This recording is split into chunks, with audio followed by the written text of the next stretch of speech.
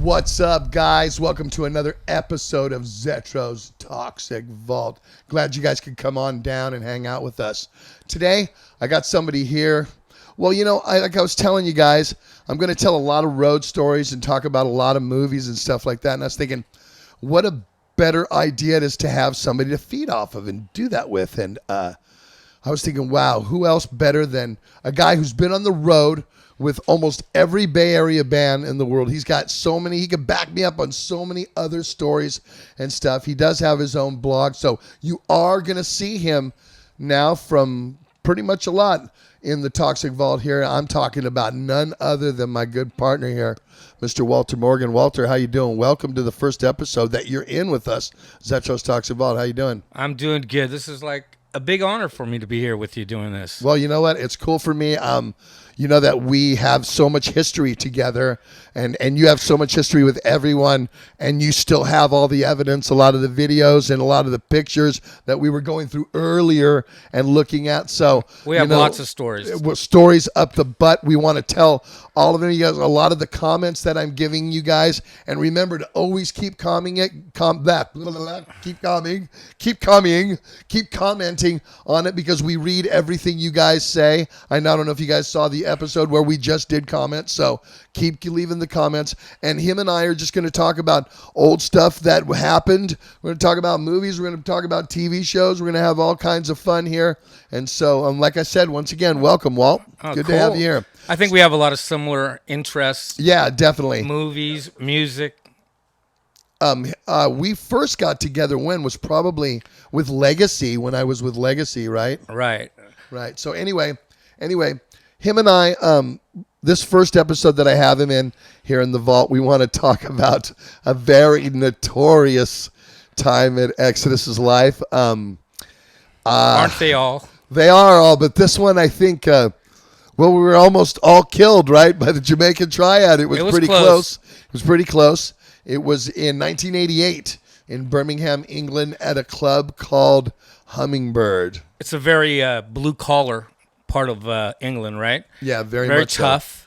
But Birmingham, obviously, from Black Sabbath and Judas Priest, the streets where they came up from. And going into the venue, it was all run by, Haitian. It looked like all Haitian staff that was there. That we didn't know at the time, though, right? Right. It's like another gig to us. Right, just another venue to us. Want me to tell your boss to go fuck himself? Cameo.com. Request me. Another gig to us. Right, just another venue to us. And we get to the venue, and I don't know, somehow the promoter, remember, he didn't give us any dinner, any water. Yeah, we had a weird vibe there. He was just kind of really weird with us. Nobody was really, really working with us on that day. And so I think we actually played the show, right? And at the end of the show, there was no catering, there was no food for us. So myself and other people in the crew, mostly from Laws, because we were on tour with Laws Rocket at the time, and they were the support band for us. So they weren't happy, but Exodus wasn't happy either. It was a weird vibe that day.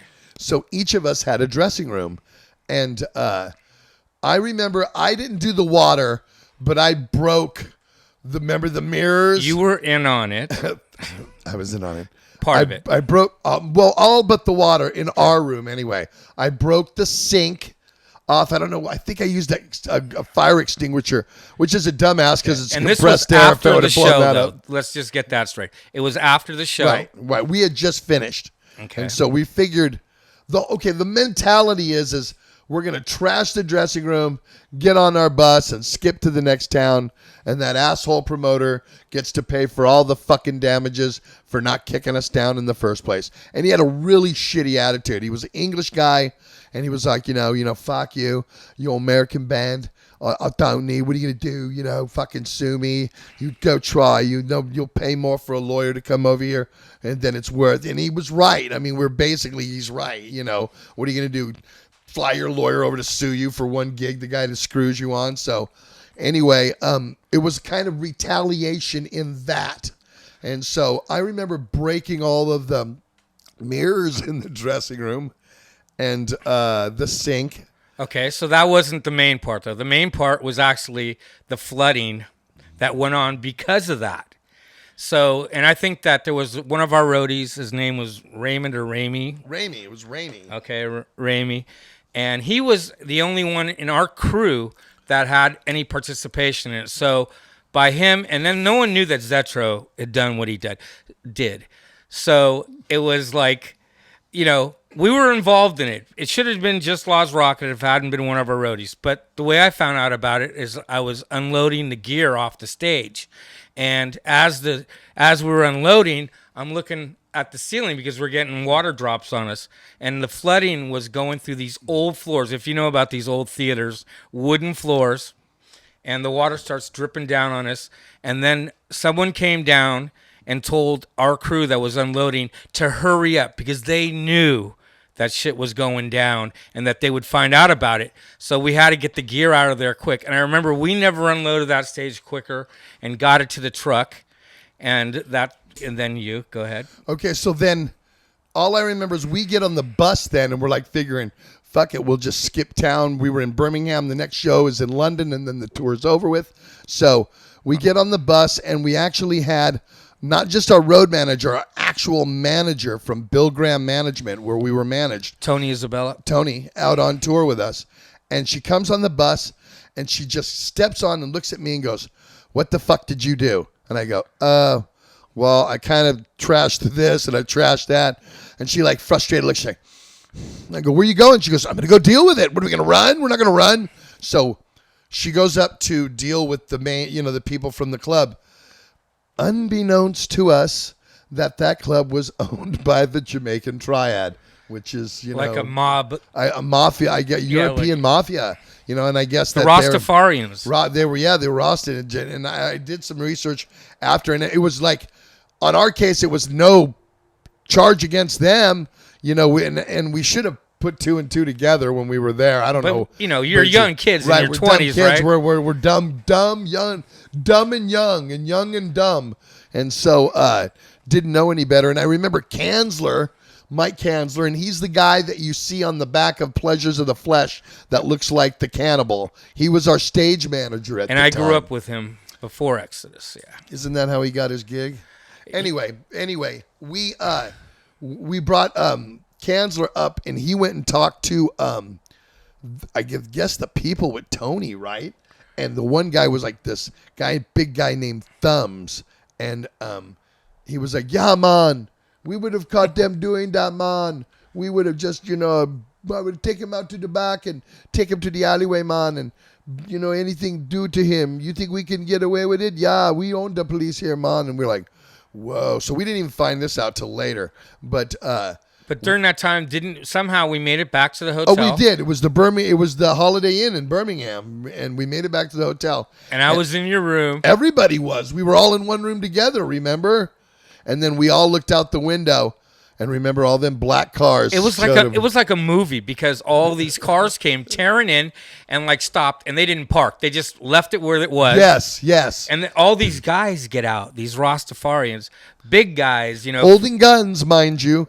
And if anybody knows about in the UK gun laws over there, you can't even have a fucking hunting rifle unless they go up and down your ass on a check. So we're seeing this firsthand, and everybody's freaking out. Hey, oh, fuck, what the hell did we do? Make that face that you made. What face was it? What do you mean you haven't ordered your Zetro's Toxic Vault t-shirt? GreyhavenMedia.net. Get yours now. Make that face that you made. What face was it? Like that's like you were looking out the window and Kanzler had the grin on going. And everybody's going to go, "We're going to die. We're going to die." And I remember going something like, "Are they going to find us in here?" No, but they were walking up and down the hallways. Remember, we were peeking out the doors, and we could see them walking up and down the hallways.